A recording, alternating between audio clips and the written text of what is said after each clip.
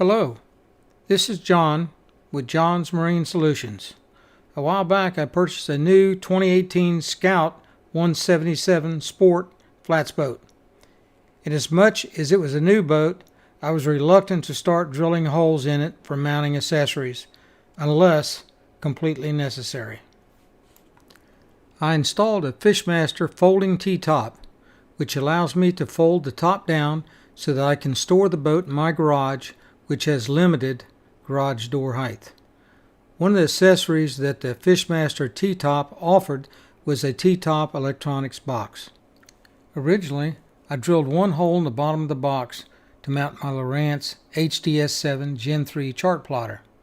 The big issue with this mounting location was that during the morning hours the sun would shine in your eyes and make it difficult to use the chart plotter.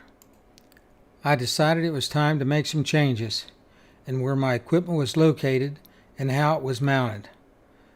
I got out my 1CNC CAD/CAM software and started the design on what I call the ultimate accessory bar.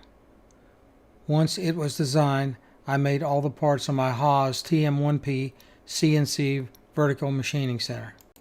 The goal was to design it in such a way that will allow maximum accessories to be mounted.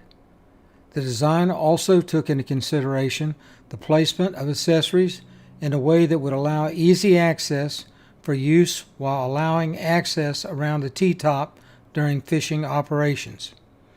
The use of my rigid rail system that utilizes a T-bolt mounting made it easy to design while allowing easy relocation, removal, and addition of new accessories.